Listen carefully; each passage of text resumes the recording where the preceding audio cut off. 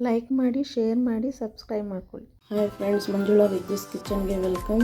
ಇವತ್ತು ನಾನು ಅರ್ಶಿನದ ಕಡುಬು ಮಾಡೋದು ಹೇಗೆ ಅಂತ ತೋರಿಸ್ತಾ ಇದ್ದೀನಿ. ಏನೇನು ಬೇಕು ಅಂತ ನೋಡ್ಕೊಂಡು ಬನ್ನಿ.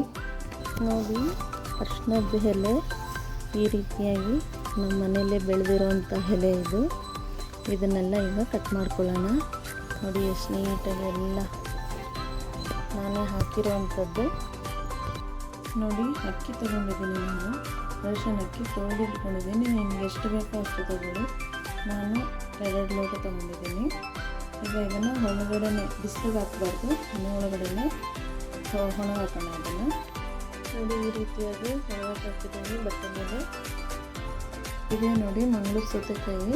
ಇದನ್ನು ಸಿಪ್ಪೆ ತೆಗೆದಿಟ್ಟುಕೊಂಡು ಒಳಗಡೆ ಬೀಜ ಇರುತ್ತೆ, ಅದನ್ನೆಲ್ಲ ತೆಗೆದುಬಿಟ್ಟು ಆ ತೆಳುವನ್ನು ಎತ್ಕೊಂಡು ಸಣ್ಣ ಕಟ್ ಮಾಡಿ ಇಟ್ಕೊಳ್ಬೇಕು.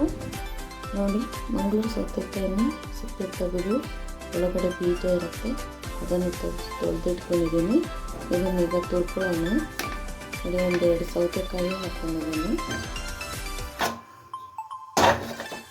ನೋಡಿ, ಹಾಕಿ ಇದು ನೆನೆಸಿಟ್ಕೊಂಡಿದ್ನಲ್ಲ, ಅಕ್ಕಿ ಒಣಗಾಕೊಂಡಿದ್ನಲ್ಲ, ಅದು ನೋಡಿ ರವಾ ಟೈಪ್ ಮಾಡ್ಕೊಂಡಿದ್ದೀನಿ. ಅದು ರವಾ ಥರ ಮಿಕ್ಸಿಗೆ ಹಾಕ್ಕೊಂಡಿದ್ದೀನಿ. ಮಿಕ್ಸಿಗೆ ಹಾಕ್ಕೊಂಡು ಜರಡಿ ಇಟ್ಕೋಬೇಕು. ನೋಡಿ, ಎಲೆಗಳನ್ನ ತೊಳ್ಕೊಂಡಿದ್ದೀನಿ ನಾನು ಅರಿಶಿಣದೆಲೆ. ಈಗ ಹೇಗೆ ಮಾಡೋದು ನೋಡೋಣ. ನೋಡಿ, ಮಂಗಳೂರು ಸೌತೆಕಾಯಿನ ಈ ರೀತಿಯಾಗಿ ತುರ್ಕೊಂಡಿದ್ದೀನಿ. ಈಗ ರುಚಿಗೆ ತಕ್ಕಷ್ಟು ಉಪ್ಪು ಹಾಕೋಣ. ನೋಡಿ, ಅರ್ಧ ಸ್ಪೂನ್ ಉಪ್ಪು ಹಾಕ್ತಾಯಿದ್ದೀನಿ. ಈಗ ಎಲ್ಲವನ್ನು ಕಲಿಸ್ಕೊಳ್ಳೋಣ. ಈಗ ರವಾ ಥರ ಅಕ್ಕಿನಲ್ಲಿ ಇದು ಮಾಡ್ಕೊಂಡಿದ್ನಲ್ಲ, ಅದು ಮತ್ತು ಇದನ್ನು ನೀಟಾಗಿ 2 ಬೆರೆಯೋ ಥರ ಕಲಿಸ್ಕೊಳ್ಳೋಣ. ನೋಡಿ, ಈ ರೀತಿಯಾಗಿ ಕಲಿಸ್ಕೊಂಡಿದ್ದೀನಿ. ಈಗ ಎಲೆಗೆ ಸ್ವಲ್ಪ ಇದನ್ನು ಹೀಗೆ ಇಟ್ಕೊಳ್ಳೋಣ. ಸಾಕು, ಇಷ್ಟೇ. ಇದನ್ನು ಹೀಗೆ ಮಡಚಬೇಕು. ನೋಡಿ, 2 ಎಲೆ ತೊಗೊಳ್ಬೇಕು. 1 ಎಲೆ ಚಿಕ್ಕದಾಗುತ್ತೆ ಅರಿಶಿಣದೆಲೆ. ಹೀಗೆ ಮಡಚ್ಕೊಂಡು ನೋಡಿ, ದಾರ ಸಹಾಯದಿಂದ ಈ ರೀತಿಯಾಗಿ ಕಟ್ಕೊಳ್ಬೇಕು. ನೋಡಿ, ಈ ರೀತಿಯಾಗಿ ಎಲ್ಲವನ್ನು ಅರಿಶಿಣದ ಎಲೆಯಲ್ಲಿ ಕಟ್ಟಿಟ್ಕೊಂಡಿದ್ದೀನಿ. ಇದನ್ನು ಇವಾಗ ಇಡ್ಲಿ ಪಾತ್ರೆಯಲ್ಲಿ ಇಟ್ಕೊಂಡು ಬೇಯಿಸ್ಕೊಳ್ಳೋಣ. ನೋಡಿ, ಈ ರೀತಿಯಾಗಿ ಇಡ್ಲಿ ಪಾತ್ರೆಯಲ್ಲೆಲ್ಲ ಇಟ್ಕೊಳ್ಳಿ.